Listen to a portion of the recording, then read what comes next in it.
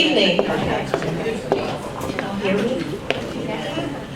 Welcome to everyone. I would say welcome to a nice cool building from coming in the 100-degree weather, but it is a little warm in here, and our apologies for that. When it's this hot, these older buildings do not cool as we would like them to. So my apologies for that. Hopefully we'll all talk really fast.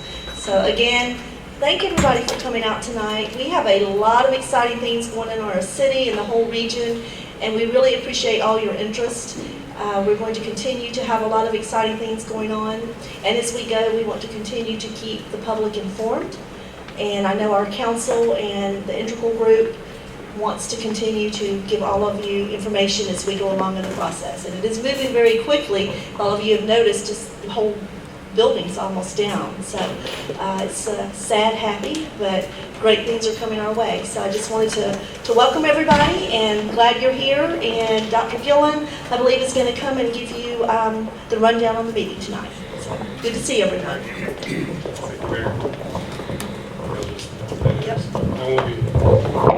I think brevity is the word of the evening, so I'll be brief, so we can get to the meat of the topic tonight. So this is how the meeting will flow. I'm going to introduce Caleb Rassico, who's going to be our MC for this evening. He will be facilitating the meeting, and then we're going to bring in the Bleakly Group, who has done the feasibility study on a potential tax allocation district over at the GM site, assembly site. Sorry, I'm getting there. So at that point, once we're done with that portion of the presentation, you'll be able to submit your questions. There's no cards and pens. If you don't have one, I'll be wandering around handing you one, forcing one into your hand. Write your question down, and Caleb will be, throughout the meeting, gathering those and organizing them so we can move quickly through the question and answer session as well. If you give your note card to me, and then you'll have another question, there's more available. I'll bring some and set on some of the empty seats so you don't have to get up and walk back to the table. So that's an important piece of this evening. We want to get a lot of questions. We are videoing this, and we'd like to get this up on the web and get links sent out to people, so those that couldn't be here tonight or can sit in the air-conditioned living room of their own home and enjoy the same presentation. So without further ado, I'm going to Caleb Rassico of TSW. Caleb worked with us on our LCI. Started working with the city just after the closure of the plant, and helped develop the plan for this site. And something that's exciting about the LCI plan is that the integral group took that plan and based their entire development off of what the city's vision for this whole area was. So that's very exciting. So I'll be quiet now and turn it over to Caleb. Thank you, Dr. Gillen. Good afternoon, everyone. As was mentioned, I am Caleb Rassico with TSW, and I'm going to be the facilitator for the meeting this evening. As many of you remember, we have been working at TSW with the city of Doraville for several years. And during that process, one of the things that was identified early on when we prepared the 2011 Town Center LCI Master Plan was that Doraville has a tremendous amount of potential, a tremendous amount of private development potential, and very importantly, a tremendous amount of public facilities potential. And during the course of preparing the master plan, which talks about public space, it talks about private development, it talks about streets and streetscapes, and a lot of other facilities, we recognize that funding for any type of redevelopment is always challenging, especially challenging in a community like Doraville, where development is actually redevelopment, which is significantly more expensive than buying a greenfield site and redeveloping it. So during the LCI planning process, we identified what was called the Tax Allocation District as a very important tool that the city should look at using to actually enable the vision of this master plan. And so tonight, we are going to learn just about that, about what is a tax allocation district, how does it work, and then very importantly, how can it help move us, the community of Doraville, towards the vision of the master plan. But before we do that, we wanted to give an opportunity to the developers of the former General Motors Assembly to give everyone an update, because as we know, they will be one of the main beneficiaries of this tax allocation district, but certainly not the only beneficiary. And so I'd like to call up Eric Pinkney with the Integral Group to give you a little bit of background information on what's going on now. And then following that, we'll turn it over to Jonathan Gelbert with Bleakly Advisory Group to give a run-through of what is a tax allocation district, how does it work, and then answer any questions that you may have. So Eric? Good evening, everyone. Dave, I thought you left. You mind joining me, sir? Dave and I continue to do a two-man show and cover as much as we can. So the most important progress that's at the site, I can't tell you because you see it more often than I do, and that is that the building is down. And since now people can see all the way across, it's like, wow, look how big this is, there's nothing but piles. People are starting to see it now and get a picture of what can happen. So the last building that's still standing, or the last piece of building, you can see the admin building, they left a piece of it because there's some asbestos inside of it. So the guys have to come back out, get that asbestos out before they can tear it all the way down.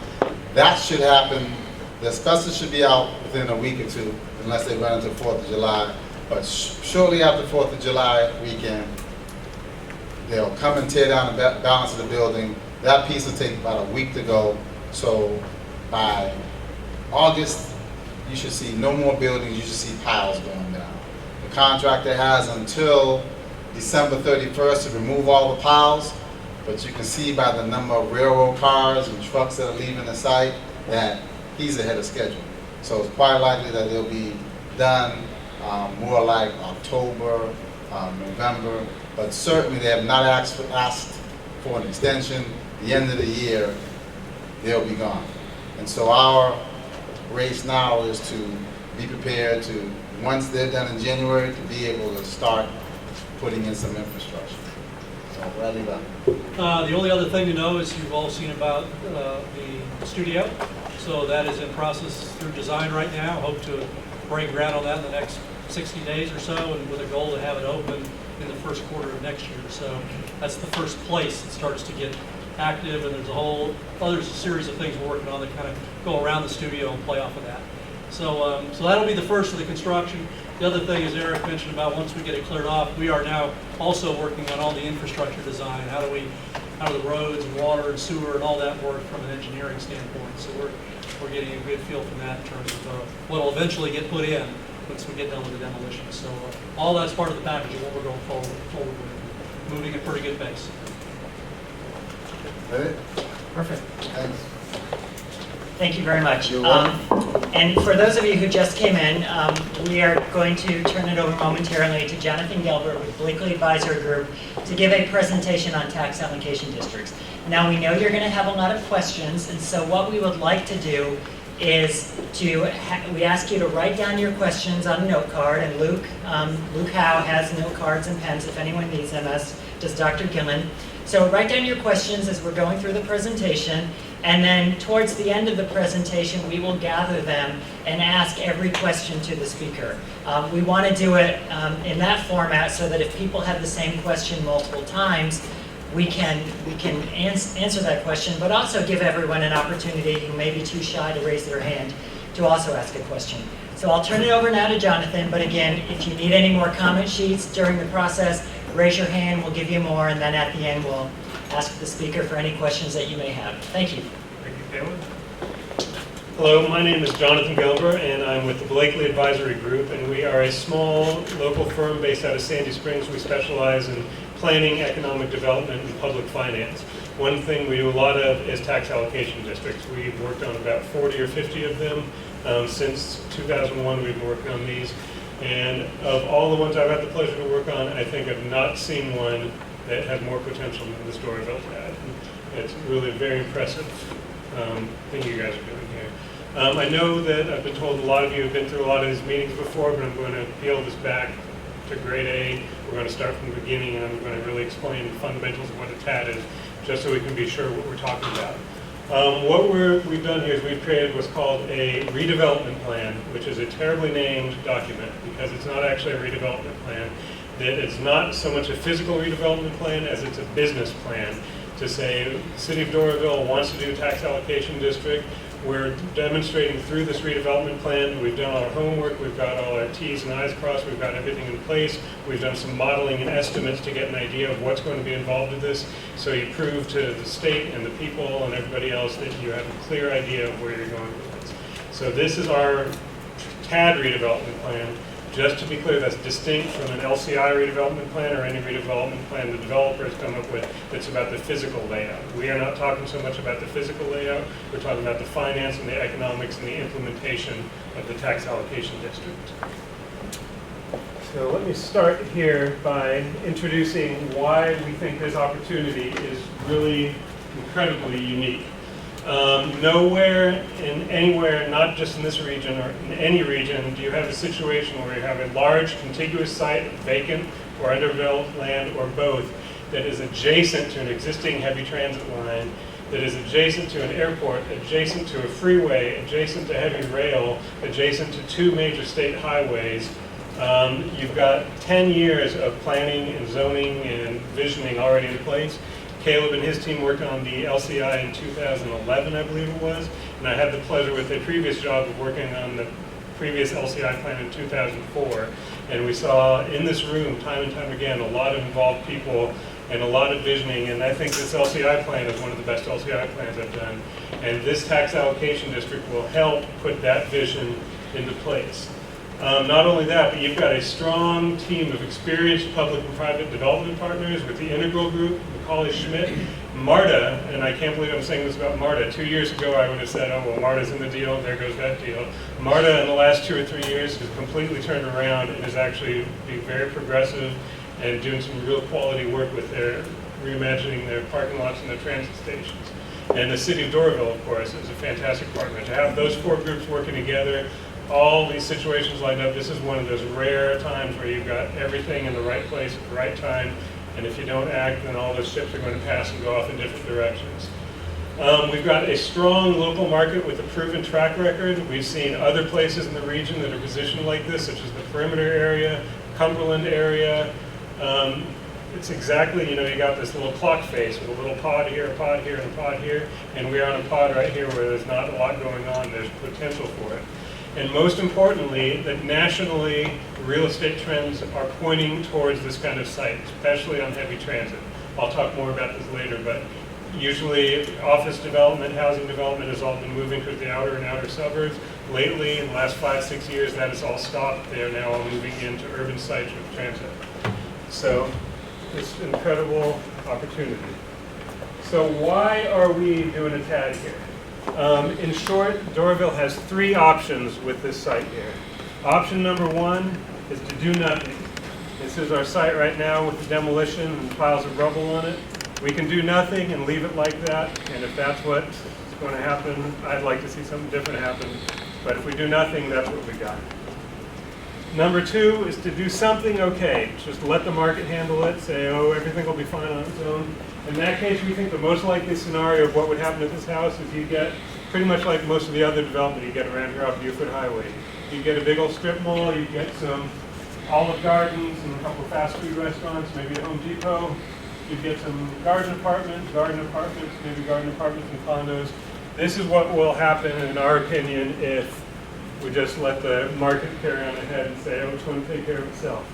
The third thing you can do is do something great, which is the vision that you guys have been working on for the last 10 plus years. This is not it specifically, this is an example of the kind of vision we think could happen here. Someplace where people want to be, where there's density, where there's things happening. And your vision, as you've shown through this LCI plan and your planning efforts and the fact that you're coming to these meetings, is to do something great.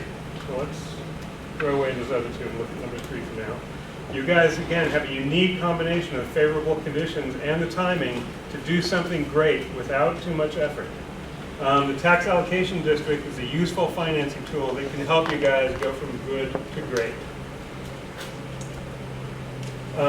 Again, you've been working on this vision for over a decade, and Tax Allocation District provides the funding that you need to create the substantial infrastructure investment to get something great off the ground.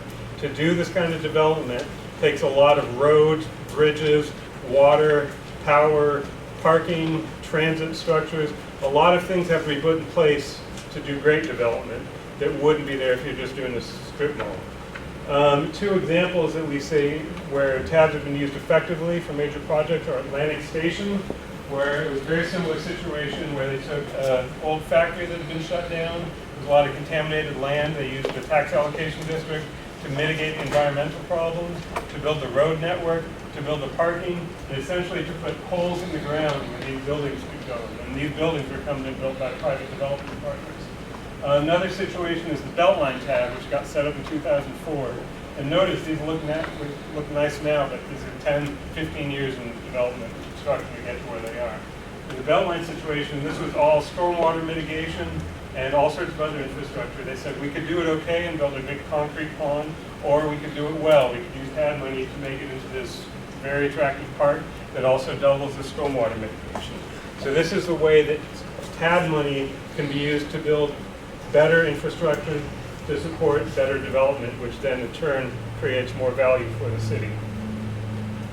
Tax allocation districts have been authorized in Georgia since 1985. They are also known as TIF, or tax increment financing, in other states, and they're used pretty much all over the country. There's only one state that does not allow them, and I forget which name of the state that is.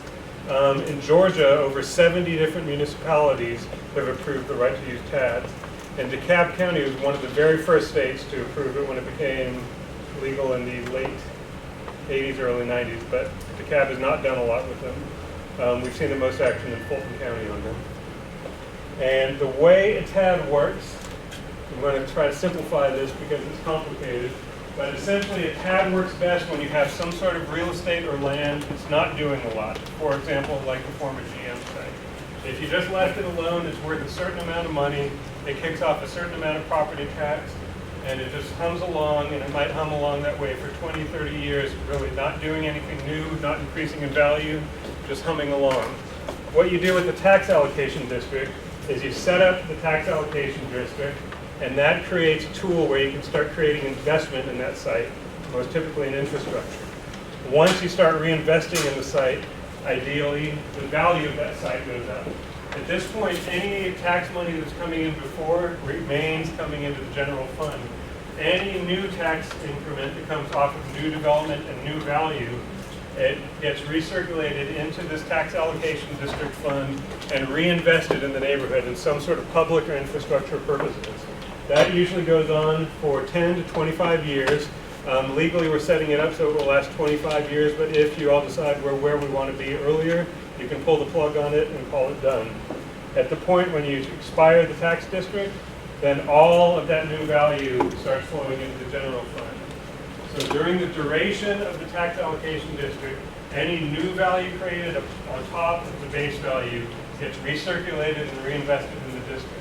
Once it expires, it all goes into the general fund.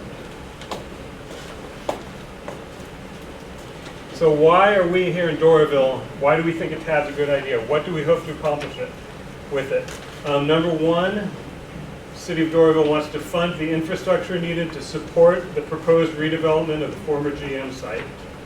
We want to use it to reestablish connections between downtown Doraville and the former GM site. One of the challenging things about the site is it's big and it's prime and it's ready for redevelopment.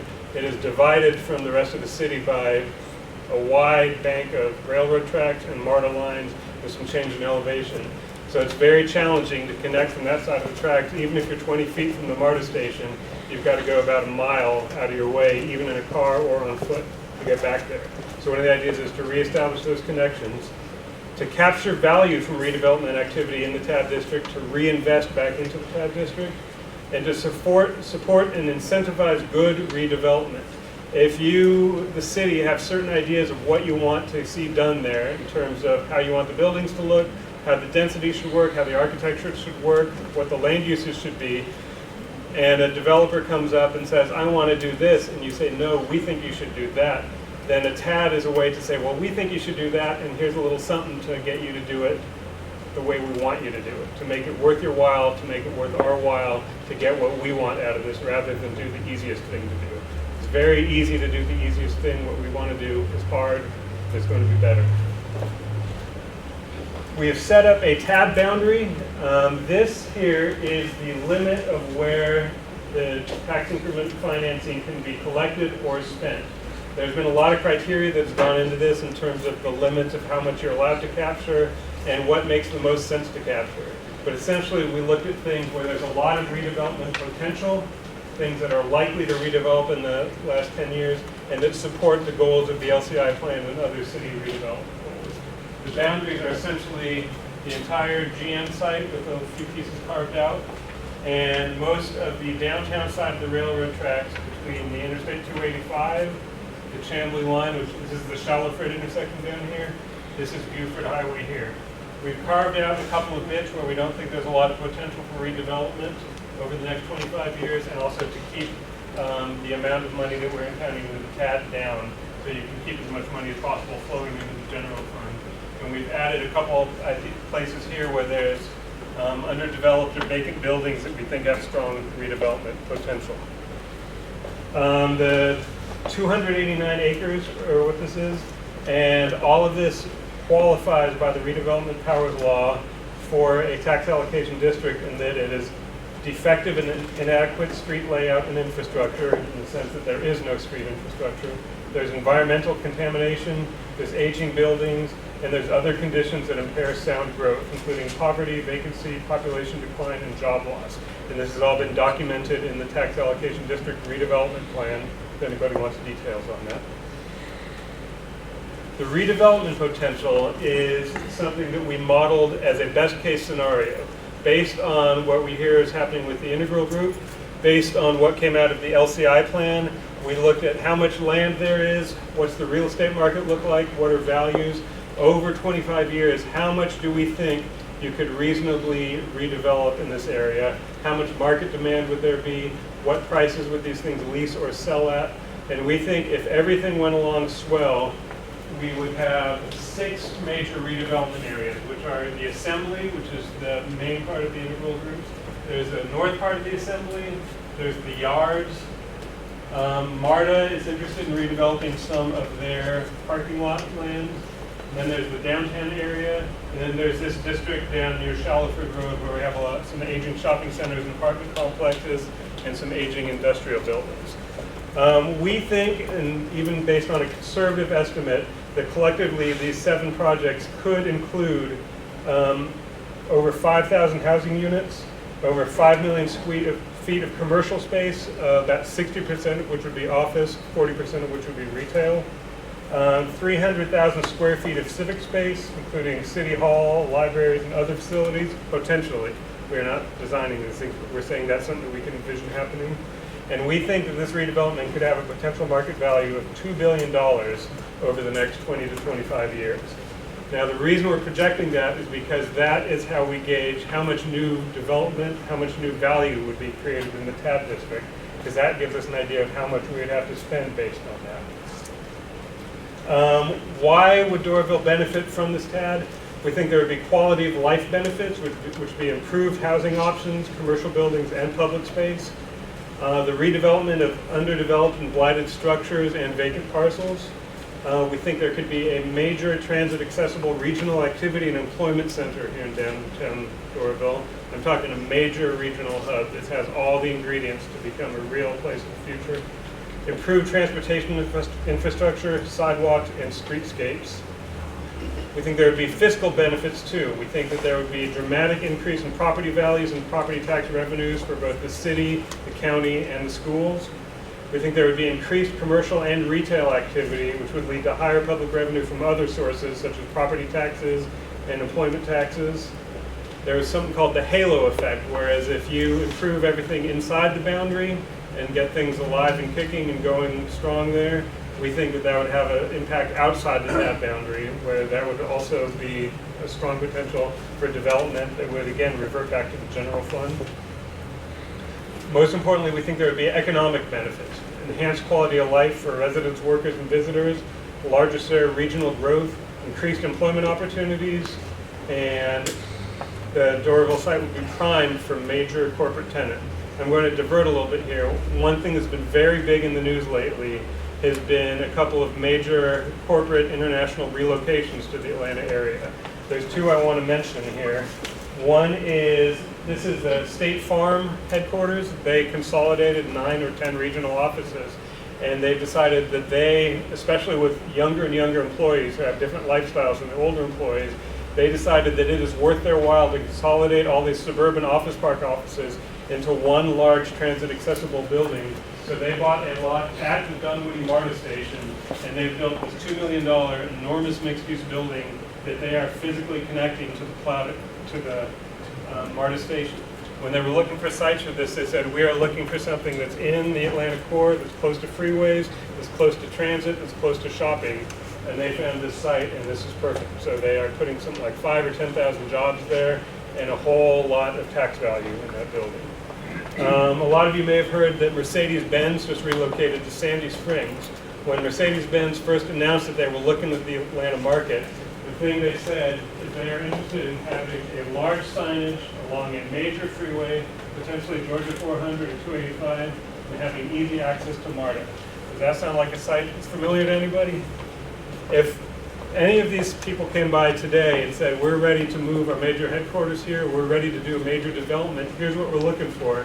At this point, they'd look at that site in downtown Doraville and say, yeah, I can see maybe 5 or 10 years that's going to get going, but it's not ready for us yet. We need to be ready on the ground in a year from now. So we're going to go look at these other 5 or 6 sites, and there are 5 or 6 sites up there. If you guys want to be competitive in this arena, it's very, very important that you have all this infrastructure in place. So when opportunities come, Doraville says, excuse me, we are ready. We'd like to show you this site, and we're ready to go on it. So going back, if we, well, let's just say in the last 2014, Doraville received $350,000 in property tax from the TAD area, just the area inside that boundary. $350,000 was what was received. If the TAD were to be approved, that $350,000 would continue to flow to Doraville throughout the life of the TAD. That money that's been there up to this point would still be available to the general fund of Doraville. The TAD spending would catalyze new investment in the TAD area. So if this new infrastructure were built, if this investment were made, as we said a few minutes ago, we believe that $2 billion of new development could be put inside this tax allocation district conservatively. If that were to happen, we think that could increase the city tax revenue on this site from $351,000 to $6.4 million per year by the end of the build-out. This would increase the total tax revenue to the city to $30 million a year, up from $350,000 a year. So we think that there's a good potential return on this investment to the city. And again, after the tax allocation district lapses in 20 to 25 years, that whole $30 million would then go back into the general fund, and you'd be able to spend it anywhere in Doraville. We think that that tax revenue could support up to, let me introduce Ken Bleakly here. He's with part of the Bleakly Advisory Group with us here, and I'm glad he showed up. We anticipate that the tax revenue of that $30 million could support up to $247 million in bonds. That means if you have that $30 million coming in a year, you can take it to a bank or a financial agency and say, we in this TAD are generating this much money.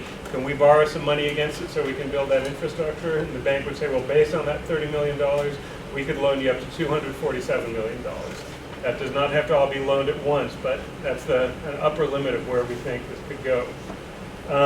We think that in the situation that bonds would be forthcoming and they would be released only as each phase is ready to go. They would not look at this and say, what, you say $2 billion 30 years from now? Sure, have all the money. No, they don't do it like that. They say, well, I see you have this building ready to go, that building ready to go, so we're able to give you a chunk of that, and then as you move on to the next phase, we'll give you another chunk and another chunk. This bond underwriting process has protections built in. They're bonded very conservatively. So the bonding agencies will say, well, we think that there's a little bit of risk here, so we're going to put some protections in, including lower mortgage value ratios and things like that. But most importantly, these would be revenue bonds, which would be based on the income in the TAD district itself. That the city would not be loaning the money or borrowing the money based on the city's credit, but only the income in the tax district would be at risk. And so the banks would only loan against that money once that money is already appearing as increment. So how can the TAD money be used? That's an important question. The state law limits how you can spend this TAD money. Any money that's generated within the TAD district must be spent within the tax district. You cannot collect money from the TAD and spend it anywhere else within the city. All TAD spending must have some sort of public benefit or public purpose, and they limit in this table, which I'll go over in a minute here, which purposes are allowed there. The Doraville City Council would oversee how all TAD money is spent. The city would set up policies and procedures to oversee the approval process, and any development partner who received TAD would have to negotiate some sort of agreement with the city that typically include benchmarks, conditions, and timing. So if there's an agreement made with the developer, it's not a suitcase full of money. It's, okay, you need this from us, this from us, this from us. When we see that happens, we will pay for this part of it. When we see that happens, we'll pay for that part of it. So it's a carefully negotiated condition.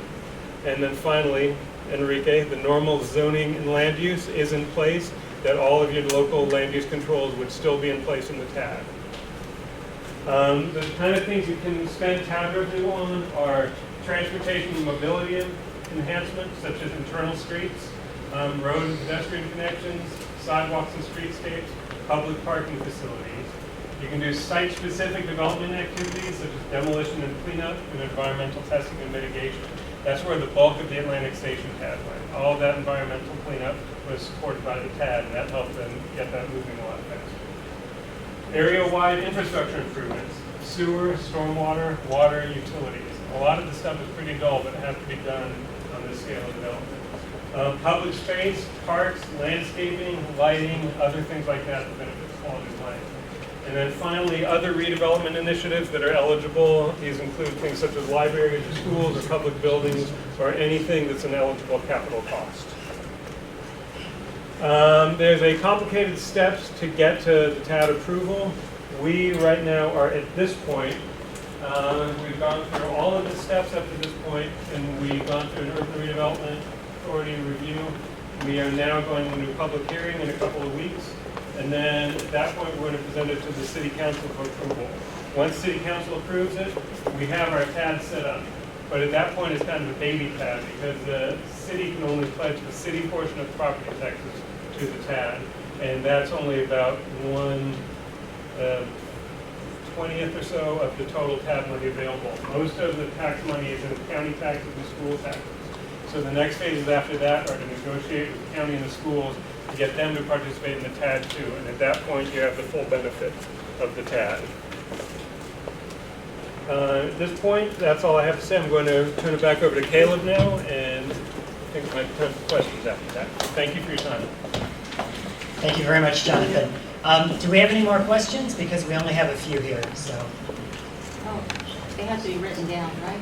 Yes, ma'am. Perfect. I know, but my handwriting will be slow. Okay. I have to think about this. Well, while we're waiting, if anyone has any additional questions, Eric and David, we actually have some questions for you, if you'd be so interested. The first question that we have was regarding the yards and what kind of businesses would be in there. And then we'll do these because these are related to General Motors redevelopment, and then we'll go into any additional TAG questions that we get while we're waiting for them to come up.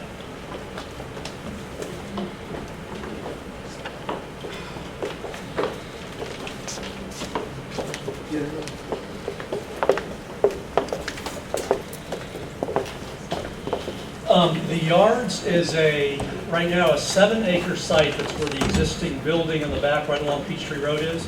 There's a brick line building there, it was a training center for GM. That building is being adaptively reused to create the new studio. And that's sort of the anchor of the yards. The yards is about 25 acres in total. And where the studio is about 7 acres, there'll be that parking lot that's next to it will service that. And as you cross the rail tracks in toward the assembly site, there'll be additional locations there where we had talked about in a prior presentation that we're adaptively reusing some loading docks. Actually, to show you where it is. The yards is here, so the studio is going to be right here. This is the core area of that site, and then the yards extends kind of in here. And so what we're adaptively reusing is a series of loading docks, a series of buildings that allow for this makers market that we talked about prior. artisans, bakers, others that will be there making their craft. It'll be interesting as part of that. There'll be some residential living that'll be back there, some restaurants. So the idea being that while we're working on the main core of assembly, the yards has water, sewer, storm capacity. It's all there for us right now that we can get started. So, so with the movie studio starting right now, that gives us a way to get out of the ground. As I mentioned before, we should be seeing activity completed on the studio by the end of the first quarter. And then to follow will be other facilities. The idea being that the yard's an area that we can have a lot of activity early on. Citizens of Doraville can enjoy it. You can go there for something to eat. You know, the activity that's going to be around from the studio will be something that will create life and liveliness around that area. And we think over the next 3 years or so, we can have a number of structures in place to start to create that. So hopefully I answered at least enough detail for the person who asked. Thank you. This question may also be for Integral, although it may also be for the city. Do we have an approximate time frame when we would actually see infrastructure if everything goes according to plan, particularly in the assembly area?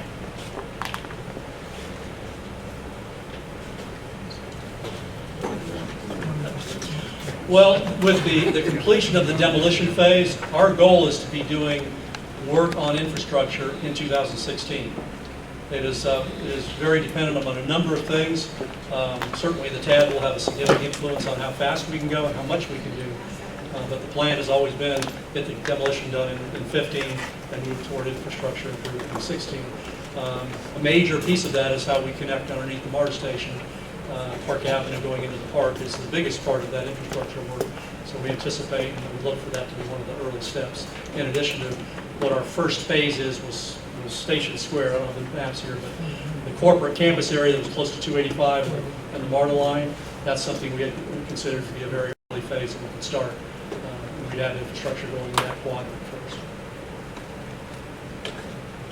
Thank you. The next question is for Bleakly Advisory. How can local businesses, such as contractors, architects, and engineers, benefit from the TAD process? They pay property and county taxes. But I think the bigger question is, do smaller businesses benefit from TADs as well as bigger ones? Yeah.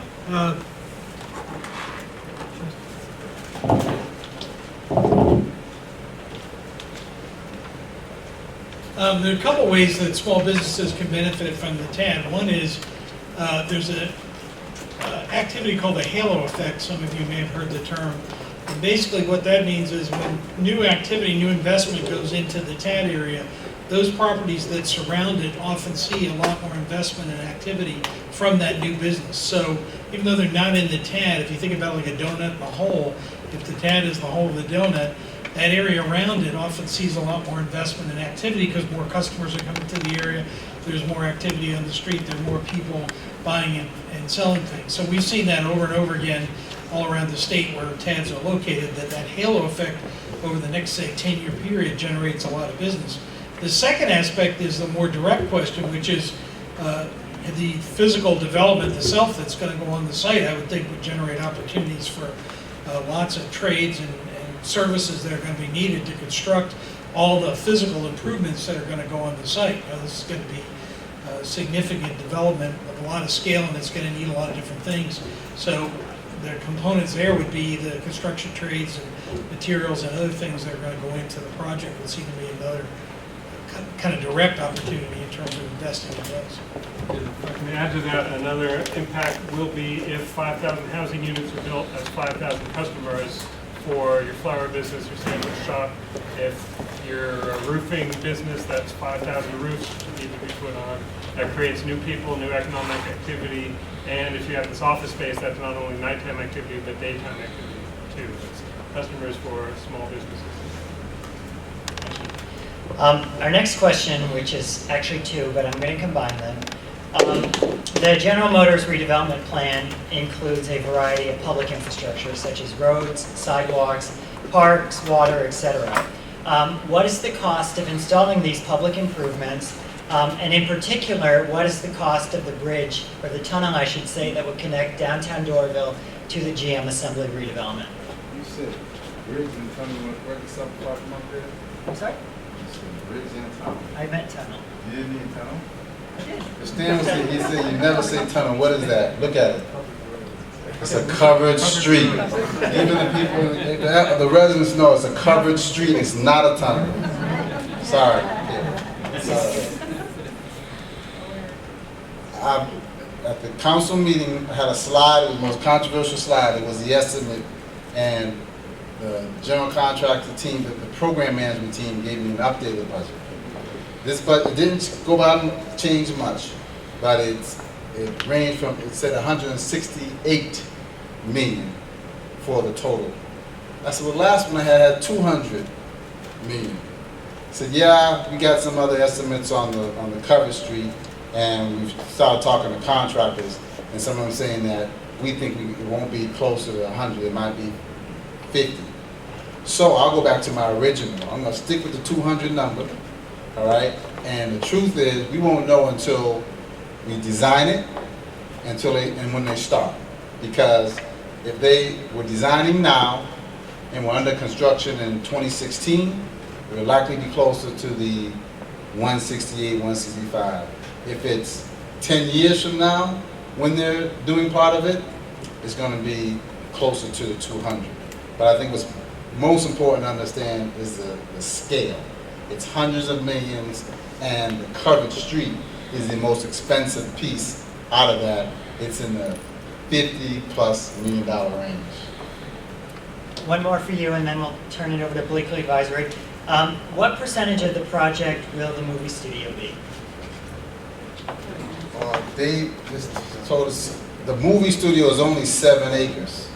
So what percentage is 7 of a 165? 7 is 7% of 100. So it's about 15. No, it's about.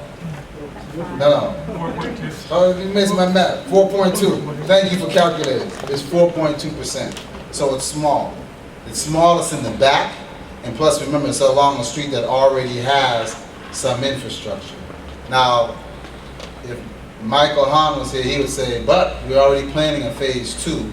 So they do plan to double their studio space. They've already planned it, but that doesn't change the acreage. It'll still be in that 7 acres. They would just go from 120 square feet to 240 square feet is the potential growth of the studio itself. Thank you. The next question is actually about the specifics of the Tax Allocation District. What is the estimated tax digest breakdown between the General Motors portion of the study area and then everything that is not within the General Motors portion of the study area? I've actually got those numbers. The assessed value, which is not the full value, that's the 40% the tax is based off, for the entire TAD area is $40 million. Of that $40 million, as of 2014, $21 million is the side of the tracks with the GM site on it, and $19 million is the remainder of the TAD on the south side of the railroad tracks. Thus, 53% of the current value is the GM site. We are having a little trouble interpreting the rest of this question. It says, for the non-GM segment of the Doraville-Beaufort Highway corridor, is any anticipated projected revenue with hopes of defraying estimated personal property tax? Did I get that right? That's right. Can you clarify what you mean? Okay, so if you're a resident and you're not in the TAD, Yes. then you don't share in the TAD. I've got that correct? You said it's a 25-year Right. projection with the TAD, right? Right. So the TAD area gets the money, it decides how to use the money, right? Yes. But those areas surrounding, like off of Williams Chapel or off of Oak Cliff, are not part of the TAD. That's correct. So they don't share in the TAD funds giving in and reaping No, from. only properties within the boundary But have when their you tax. did your presentation, you Yes. kept saying tax increases, tax increases, tax increases. Okay. Won't that be great? No, I'm sorry. What I mean to say is the incremental value increase, which generates more property tax. If a lot that right now is worth $1 million vacant, if it gets redeveloped to something that becomes worth $10 million, is going to create 10 times as much property tax revenue for the city. But the From a pro- consumer point of view, if your property does not get redeveloped, there's going to be no change in your day-to-day activities or taxes. But those areas not in the town will not, like if we wanted a new little bridge or something, we don't Right. get that with the town. Right. At this point, you would not be eligible to use tax money from that, no, not from the town. Not from the town. Not from the town. That money has to be spent inside its own boundary. You can't spend money outside. How much? All the money. All the money. 100% of TAD money. You But cannot spend money that's generated in the TAD outside its boundary. So you would need another TAD or another.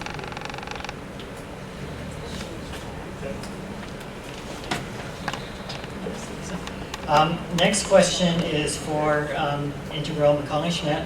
Please explain the plan for connectivity with existing transportation, and then there's a note, Shalford Road, New Peachtree, Stewart, et cetera, for foot traffic and disability.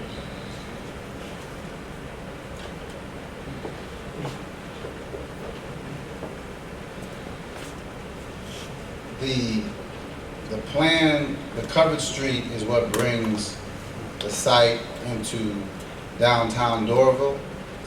Downtown Doraville has been planning with mayors of Brookhaven and Chamblee and Dunwoody to connect a regional park and bike system. One of the partners we've started talking with already is PATH. And they've pointed out that they've started some regional connectivity to 400 to the other model station and to a, not a lake, a water structure nearby here. So thank you, Enrique, that's probably the best one. So there is a plan that the assembly site would be a nexus that brings linkages to other communities. And our focus primarily is on the foot connectivity. Now, there's another drawing that we've shown in the past that had, can you stay in the next line? That showed a thick line on Peachtree Industrial and a thick line, lower on Buford Highway, and another thick line on Motors Industrial. And the thought there being that where there's already heavy automobile traffic, we keep it out there. We're not trying to have heavy automobile traffic come through the site, but we do plan to have increased foot and pedestrian traffic through the site. Now, there is, and it's shown very light here, a DOT project that connected Buford to Peachtree Industrial near Shalford and called kind of an overpass. That project is not included inside our numbers or inside the assembly. We consider it an edge, call it off-site, but it's an edge project. But we have been in communication with the DOT. We know that it was in their T-SPLOS, and it's an important project on GDOT's roads. But we're more concerned about pedestrian and bikers connected. Hope that answers. Our next item is really a comment and then a question. The comment is that in comparison with State Farms and Mercedes-Benz, those areas where those projects are going already have a lot of infrastructure. There's the Hammond Drive extension, there's Georgia 400, and very importantly, they have good schools. The supposition here is that Doraville isn't there yet. It says we are not near comparison with these areas. However, assuming things were proceeding, what would be a timeline for the infrastructure that we need to be in place? Which I'm not sure if that refers to schools or the physical infrastructure or all of the above. I think that's an important question. It kind of gets to the essence of how the TAD would be structured. Really depends on the project itself and the infrastructure need. Let's say a corporate headquarters came in to this corner of what they call the campus over here, right, kind of behind the AT&T parking deck area, and they want to bring 5,000 new jobs. They need a building. Once the project is in place, if we had the TAD ready to go, and the boundaries approved, the council then, the URA could then take the project development plan into consideration, decide that this is a worthy project, allocate the fund, or approve the bond issuance, the council then finalize the bond issuance and bond sale, and then the infrastructure work can begin relatively quickly. So in a matter of 12 months, you could be breaking ground, probably less than 12 months you'd be breaking ground, because a bond issuance usually takes a minimum 90 to 120 days just to get the lawyer and the financial advisor to do their paperwork. It's my lawyer and financial advisor in the back, so that's that process. Once the TAD is in place, that process moves pretty quickly. With that's not in place, the corporate court isn't even going to look at us. So the comment that they made is absolutely correct. They had the infrastructure in place. They'd spent a decade building an infrastructure with CID funds, which is tax dollars, going directly to pay for bond issuances, to build roads, get the infrastructure ready. That's exactly what we're talking about here, something that actually accelerates that process. So it really depends on the project itself, how much increment it can generate, and what the specific infrastructure needs are for that specific project. Thank you. And that concludes our questions. Do we have any other ones that you'd like to handle? Got it.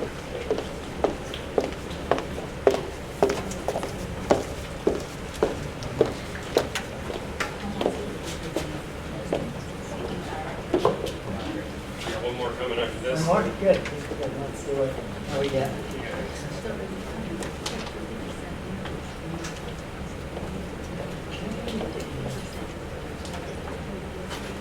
Okay, I'm going to answer one of these because I know the answer, and no sense in calling staff up.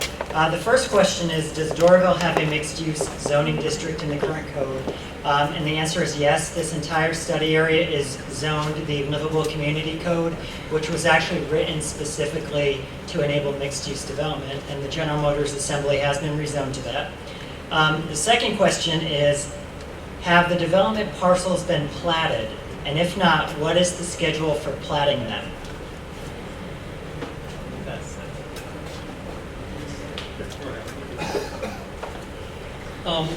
Right now, it's still a fairly large plat overall.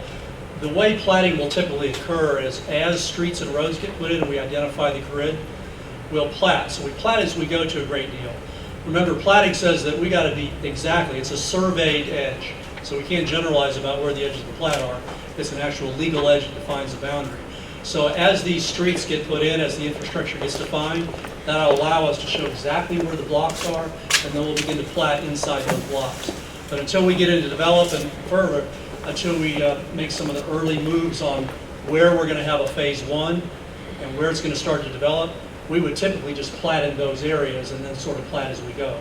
Main thing is that since it's going to take a long time to develop, platting needs to be flexible.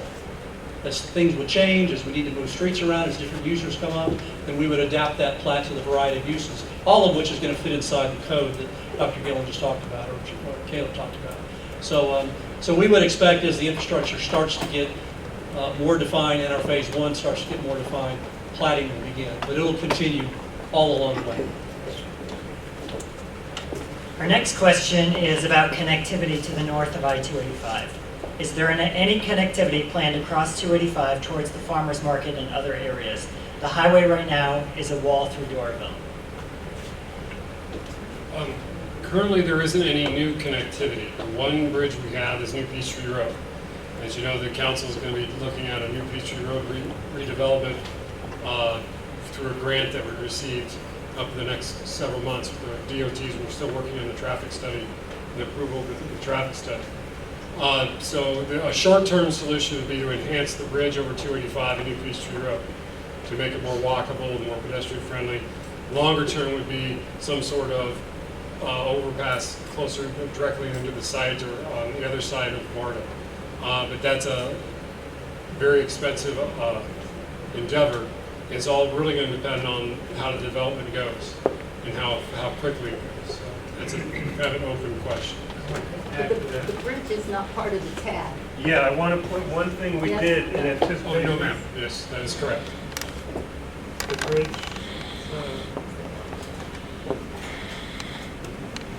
Let me pull up the map. We actually designed the TAD boundary with that question in mind. And you can see that we included some public right-of-way and some utility properties up here So if there is any plans to improve connectivity across the freeway here, we make sure that that area is inside the TAD boundary.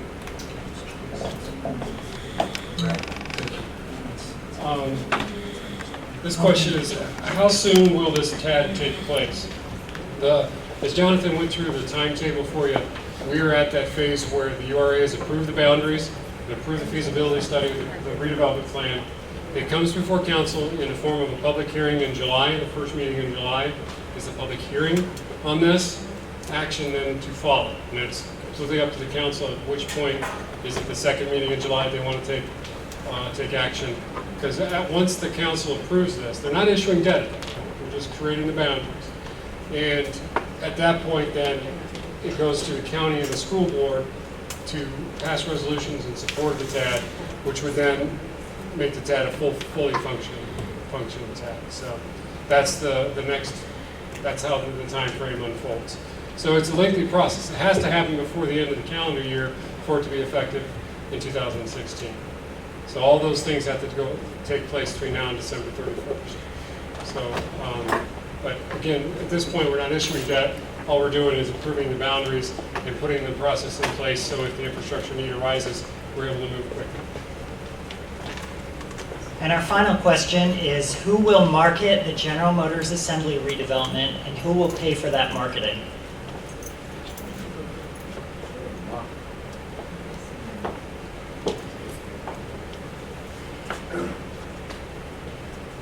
Loaded question, because I would say that we will market the general, the assembly site.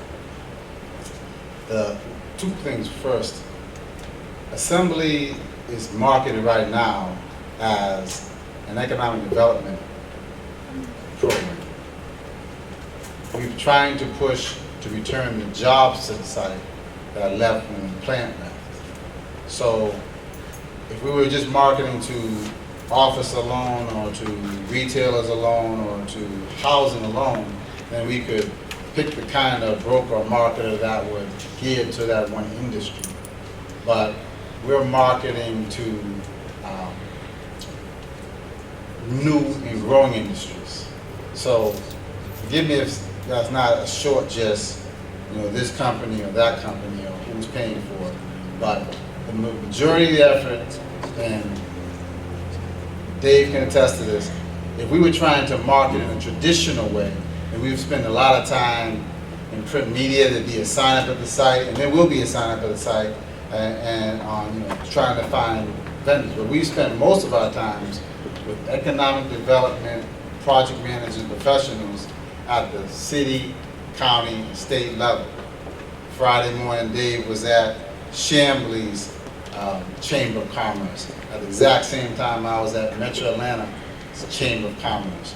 We've had economic development people, more economic development people at the site than we've had brokers and people who are just looking to put up signs. So marketing is not your traditional type of marketing.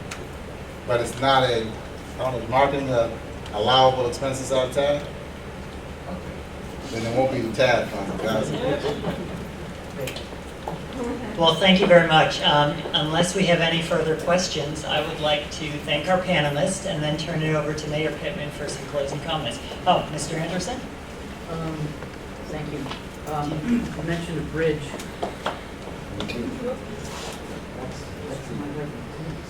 That's my question. You mentioned a bridge on the north, or the Gwinnett side, as it were. The bridge that I'd be concerned in is really a development question for y'all.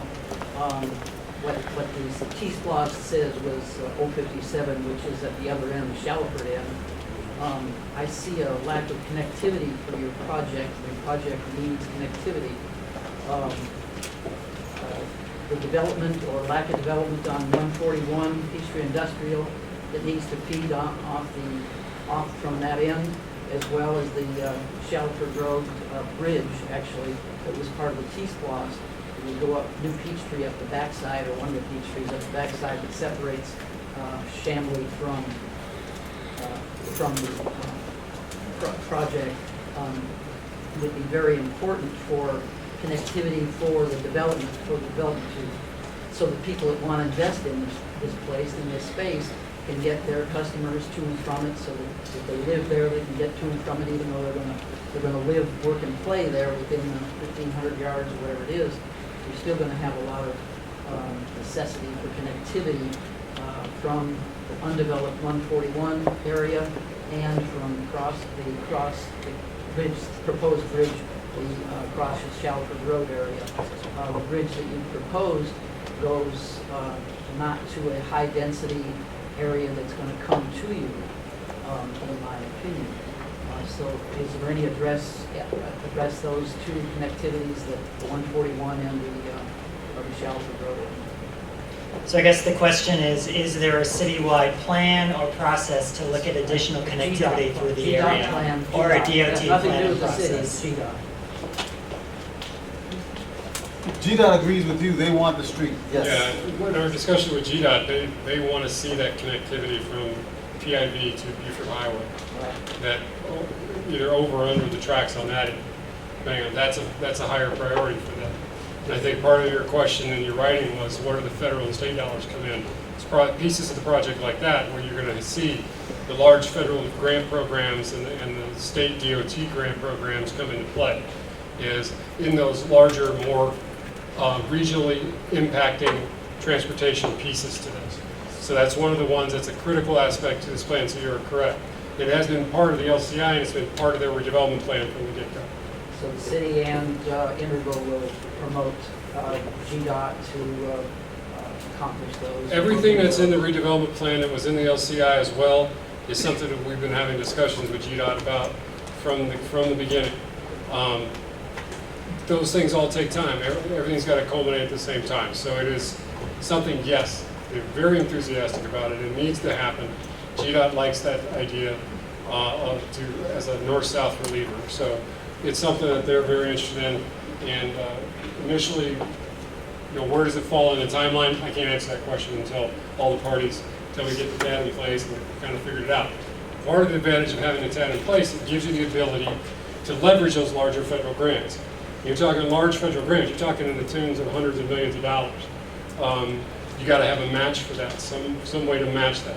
Having things inside the TAD, you see the boundary, they wiggle the boundaries around the pieces of infrastructure for that very purpose. So yes, it's part of the redevelopment plan and it's part of the TAD district.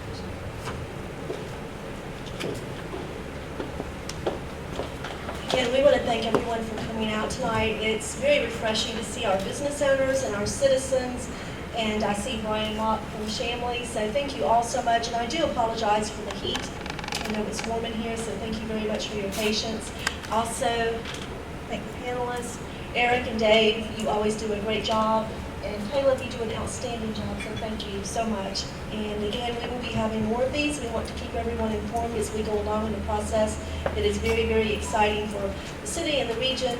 And anytime you have questions, you can email any of the council members. And I had 5 of my council members here tonight. They're always available. I'm always available, as well as our city manager. Eric, it's great to see you tonight. So thank you all again, and have a wonderful evening. Stay cool.